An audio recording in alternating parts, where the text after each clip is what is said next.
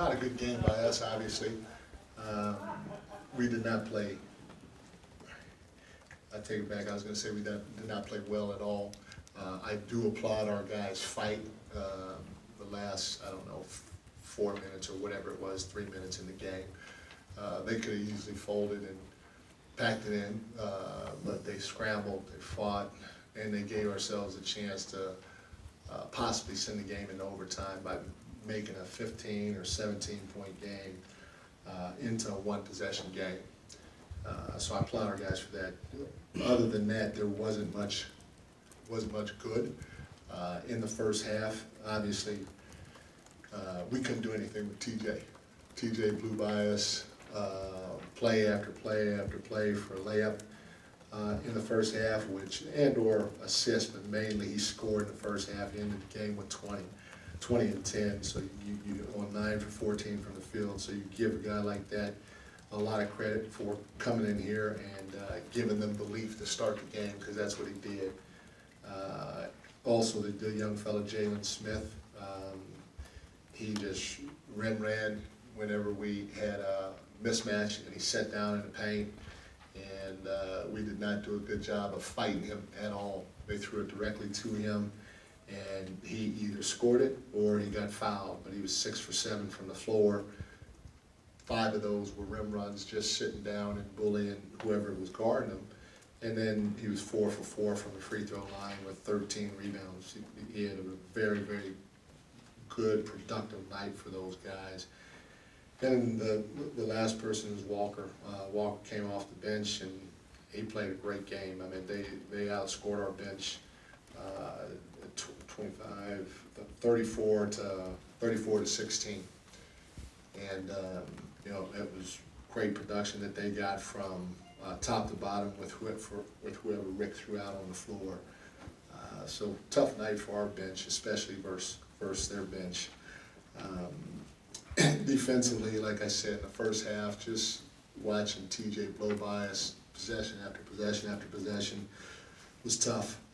Our low man, you know, in terms of X's and O's defensively, I thought we took a couple of steps backwards, because when somebody does dribble drive to the rim, we usually do a pretty good job, or we have been doing a pretty good job of coming across and trapping the box and taking care of it.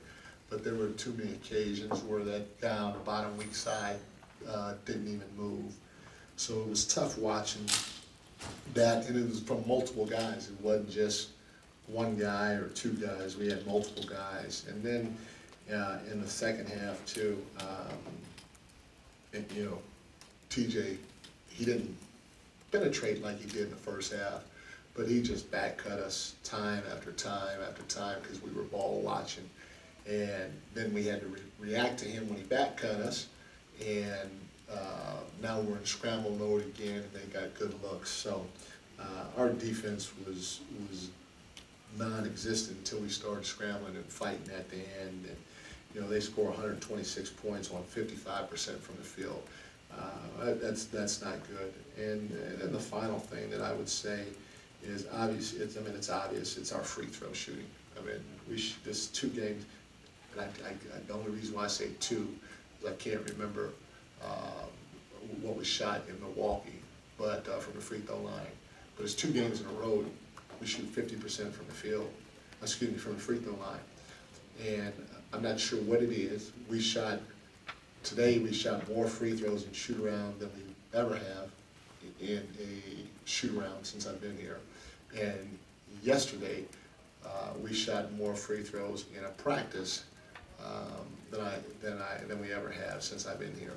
We've upped the number, and we put even to a point to where if they don't get X amount in a row, there's a time limit. They just got to sit there and shoot 2 at a time and rotate. So hopefully sooner than later, each man will figure that out amongst himself, while we continue as a team to shoot a lot of free throws. But each man will look in the mirror and kind of lock in and try to figure out what he can do to be better at the free throw line, because having 2 games in the 50s, and the 2 games are basically, you know, one possession games. even though there were times you didn't play well in both those games, which is going to happen. It's tough to swallow. Mike, you talked about how, you talked about how, seeing your team with adversity, see how they kind of respond, even as early as today, and maybe that was it there, but I'm just curious if some of the traits that you've seen throughout your time here with Sacramento, is this stretch of adversity, is there anything that you can point to that might be, I don't know, surprising, or just something that maybe is different from maybe previous adversities?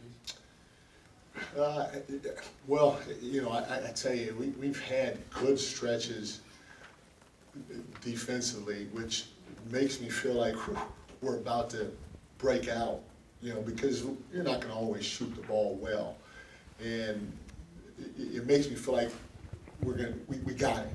I mean, our execution defensively, again, was at a really high level versus Phoenix.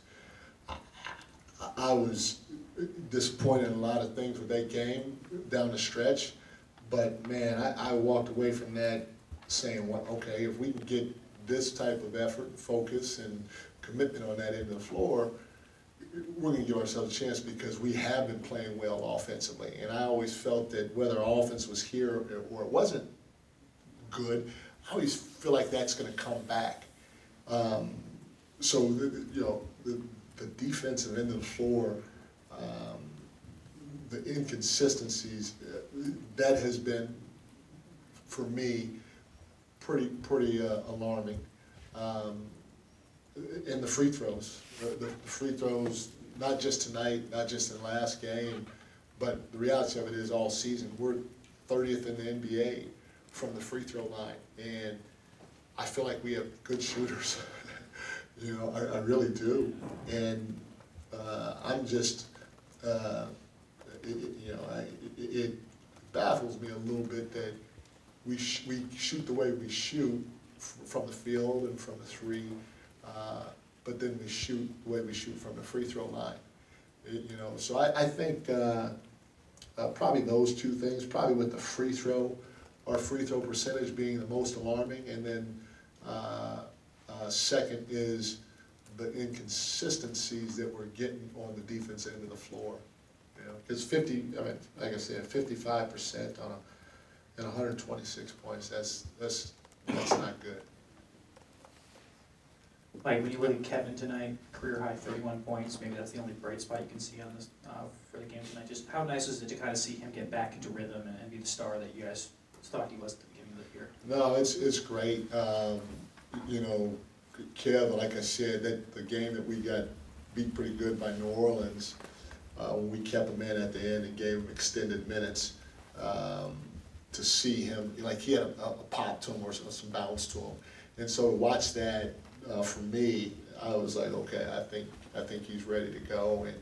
And from that point, he's done this. And which is exciting, it's exciting, and you're happy for him and for us, but it's tough to enjoy that when you lose the game the way we lost it, because some guys had great numbers, some guys played well offensively, but obviously a game of basketball, you got to figure out a way to get it done on both sides of the ball, and we didn't do a good job with it defensively tonight. Mike, back to the topic of adversity. A lot has been made about leadership, what you're saying, what Fox is saying, Sabonis is saying, or whatever. But what does each individual player, going back to the time of the championship teams and high-quality teams that you've been on, what does each individual player have to do themselves to work through this adversity and these stretches of the season that are going to happen? Well, the first thing is, a loss like this, it should sting, and you should let it bother you. But having said that, because of the amount of games that you have to play through the course of the season, you got to figure out, okay, I let it sting for a few hours or whatever it is. Now I got to figure out how I can get better. What did I do wrong tonight? What have I been doing wrong overall? Not only that, what have we as a team been doing that's not good enough to help us win games right now? Or what can we do better as a team to help us win games right now? And so your outlook has to go from, okay, I'm taking the hit, I'm feeling it, now it's time to fight. And it's time to fight while getting better. It's time to fight in practice in terms of locking in, because we're not gonna have any contact at this point in the year except for our low minute guys. And then it's definitely time to fight come game time. I know that we can be a better defensive team than what we are, so it has to start there. Because at the end of the day, excuse me, like I said, we're gonna figure out a way to score. We just gotta figure out a way to slow some of these teams down.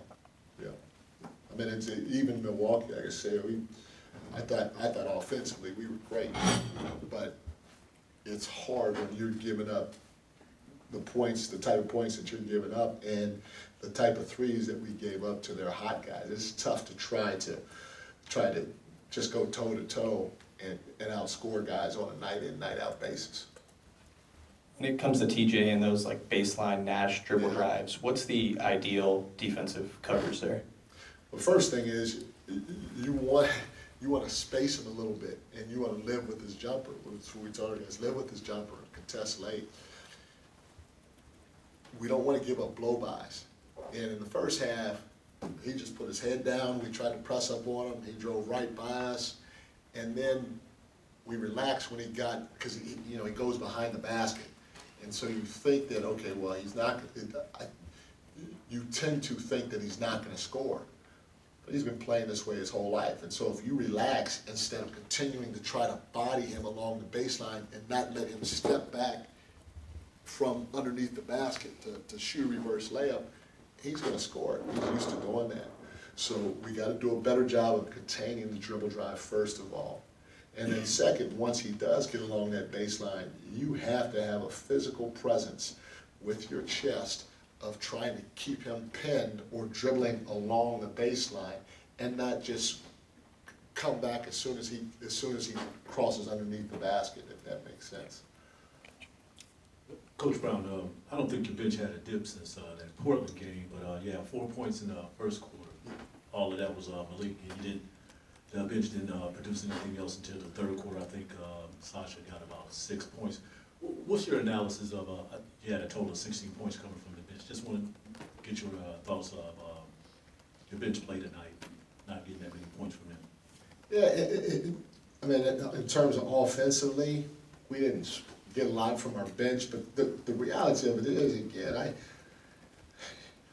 we score 121 points. We shoot 52% from the field, basically 40% from the three-point line in a 48-minute game, regulation game. That you think should be enough, especially when you get 32 free throws. Right? We score 121 points with 32 free throws. You think offensively, okay, off night for our bench, but we still, in my opinion, scored enough and had a chance to score enough from the free throw line.